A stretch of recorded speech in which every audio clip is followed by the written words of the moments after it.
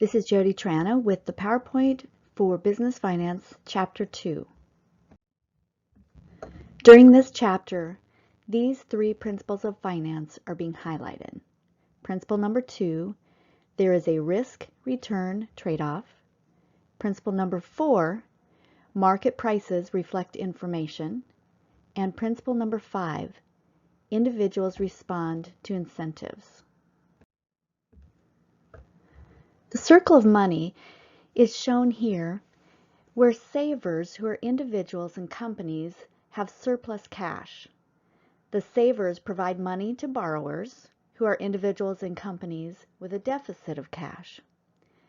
If we lived in a perfect financial world, the saver would provide financing directly to the borrower, and the borrower would pay that money back. But this isn't a very realistic view. Think of a world without banks. If you had too much money and needed to invest it, you would have to go find a company deserving of your investment every time you had additional funds. And of course, if you were in need of funds, you would need to go door to door, apparently, and look for someone with excess funds who would give it to you. It isn't very realistic for us to do this. So we have financial markets and financial intermediaries that aid in the flow of funds process. This graphic gives us an even truer picture of how money flows through the financial marketplace. In the bottom left corner, you see savers depicted. These are people or organizations with a surplus of money. The most common saver or money lender are households. Households put a lot of money into the marketplace. They do this either directly by putting money straight into money markets, or they do this indirectly by putting money into financial intermediaries. We'll talk about both of these categories in a minute. As you can see by the arrow underneath the financial intermediaries, sometimes they invest their surplus cash into the financial markets as well. Finally, the funds flow to money borrowers, the spenders. The two biggest borrower-spenders are the government and businesses. First, let's talk about financial markets. These are the direct investment opportunities that you saw on the bottom of the previous slide. Some savers put their surplus cash directly into investments in the financial markets.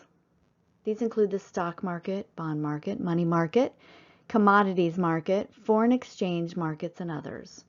Let's talk about each one of these just a little bit.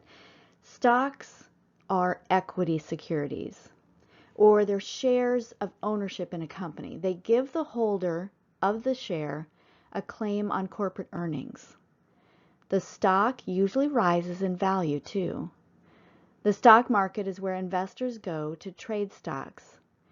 When stocks are sold for the very first time, it's considered the primary market, and all trading after that is considered the secondary market. Bonds are debt securities because the holder is really a lender who will be paid back according to the bond terms. The bond market is where investors go to trade debt securities or bonds. The money market refers to trading in very short-term debt investments. Money market funds are things like the U.S. Treasury bills, commercial paper, certificates of deposit, and other short-term debts. A commodity market is a physical or virtual marketplace for buying, selling, and trading raw materials or primary products. Commodities are tangible products, where stocks and bonds are intangible. Commodities are split into two types, hard and soft commodities. Hard commodities are typically natural resources that must be mined or extracted, such as gold, rubber, and oil. Soft commodities are agricultural products or livestock, such as corn, wheat, coffee, sugar, and cattle. The foreign exchange market is where central banks from around the world trade currencies to stabilize their own currency exchange rates. The foreign exchange market is the only financial market that operates 24 hours a day everywhere in the world. Through its activities, foreign exchange rates are determined. Just a quick look back at the graphic showing today's circle of money. We talked about the financial markets where savers invest directly. Now we're going to talk about the financial intermediaries that provide an indirect source of financing for savers. Here's a list of common financial intermediaries. Having these organizations makes the marketplace more efficient and profitable. And then more services are also available to us. If you remember from our graphic, these financial intermediaries invest in the marketplace as well as providing money directly to borrowers. Some of these intermediaries are contractual firms, such as the insurance companies. They offer savings based on a contractual agreement, like when insurance promises to pay under certain situations. Depositories accept money from savers for the purpose of providing it to others who need it. And investment firms are financial service companies that provide financial advice. They help corporations issue new stock and also bonds. Take a close look at this graphic. It shows how the securities market works. There's 4 steps. First of all, step 1, securities like stocks are sold in the primary market to investors. That's when stocks are issued for the very first time. Investors pay cash to the corporation that's issuing the stock, and the corporation gives that security to the investor.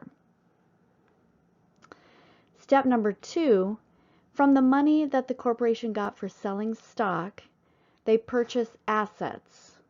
Assets are solely for the purpose of growing the company. So these assets in turn bring in sales and help the corporation to grow. Step 3,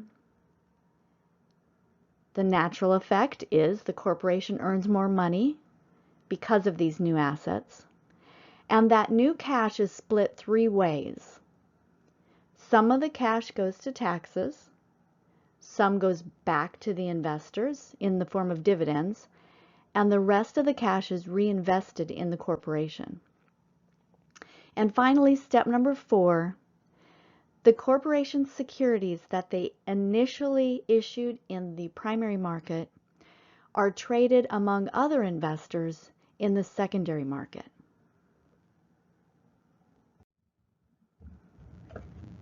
Securities and financial instruments are interchangeable terms.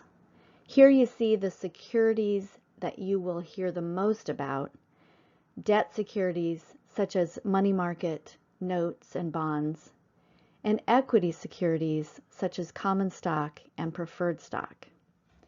And then there's other securities or other financial instruments such as the U.S. Treasury bill and U.S. Treasury notes and bonds.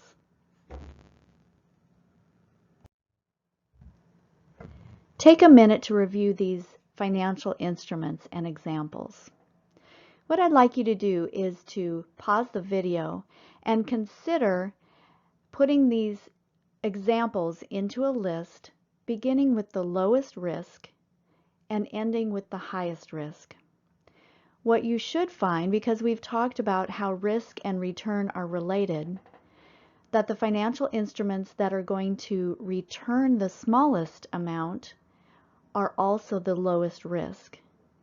And those instruments that will return a much higher amount have more risk.